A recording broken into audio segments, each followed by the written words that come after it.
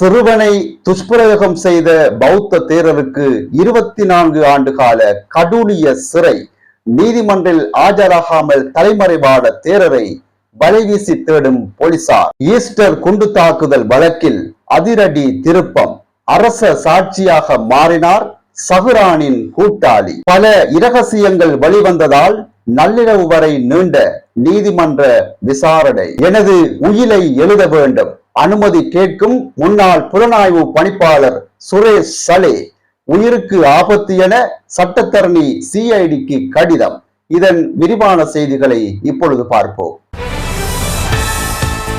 வறுமை காரணமாக சிறந்த கல்வியை பெற்றுக்கொள்ளும் நோக்கில் கலமிந்துலுவ பிரதேசத்தில் உள்ள விகாரையொன்றில் ஒப்படைக்கப்பட்ட 10 வயது சிறுவனை பாலியல் துஷ்பிரயோகம் செய்த விகாராதிபதிக்கு 24 ஆண்டு கால சிறை தண்டனை வழங்கப்பட்டுள்ளது. அனுராதபுர விசேட மேல் நீதிமன்றம் இந்த தீர்ப்பை வழங்கியுள்ளதுடன் பாதிக்கப்பட்ட சிறுவனுக்கு 5 லட்சம் ரூபாய் நஷ்டஈடும் வழங்குமாறு உத்தரவிட்டுள்ளது. இழப்பீட்டை செலுத்த தவறினால் மேலதிகமாக 2 ஆண்டுகள் சிறை தண்டனை அனுபவிக்க நேரிடும் என்றும், இந்த தீர்ப்பு வழங்கப்படும் போது குறித்த பிக்கு நீதிமன்றத்தில் முன்னிலையாகாது தலைமறைவாகி இருப்பதால் அவருக்கு பிடியாணை உத்தரவும் பிறப்பிக்கப்பட்டுள்ளது. அண்மையில் கல்நேவ பிரதேசத்தைச் சேர்ந்த பிக்கு ஒருவருக்கும் இதே நீதிமன்றம் சிறுவர் துஷ்பிரயோக குற்றத்துக்காக தண்டனை வழங்கியிருந்தமையும் குறிப்பிடத்தக்கது.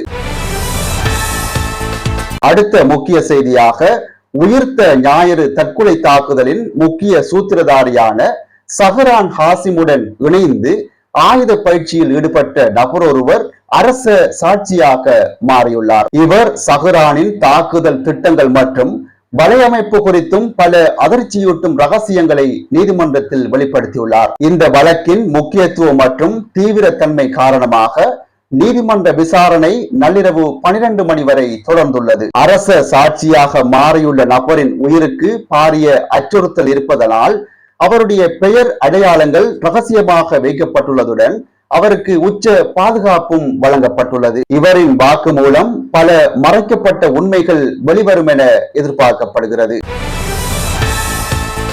அதே நேரத்தில் முன்னாள் புலனாய்வு பிரிவின் தலைவர் சுரேஷ் சலே தொடர்பிலும் ஒரு பரபரப்பான செய்தி கிடைக்கப்பட்டிருந்தது. அவரது உடல் மற்றும் மனநிலை கடுமையாக பாதிக்கப்பட்டுள்ளதால் அவரை பொருத்தமான ஒரு வைத்தியசாலையில் அனுமதிக்க வேண்டும் என கோரி அவரது சட்டத்தரணி சிஐடி பணிப்பாளர் ஷானி அபேசக்கரவுக்கு ஒரு அவசர கடிதத்தை அனுப்பியுள்ளார். அது மட்டுமின்றி சுரேஷ் சலே தனது இறுதி உயில் மற்றும் சட்ட ஆவணங்களை தயாரிப்பதற்காக தன்னை சந்திப்பதற்கு வாய்ப்பளிக்க வேண்டும் என அந்த கடிதத்தில் எழுதப்பட்டுள்ளது. அவர் தடுத்து வைக்கப்பட்டுள்ள சூழல் அவருடைய உயிருக்கு கடும் அச்சுறுத்தல் இருப்பதாக சுட்டிக்காட்டிய சட்டத்தரணி இதற்கு உரிய நடவடிக்கை எடுக்காவிட்டால் எதிர்காலத்தில் கடும் சட்ட நடவடிக்கைகளை எதிர்நோக்க நேரிடும் என்று சிஐடிக்கு எச்சரிக்கையும் விடுத்துள்ளார்.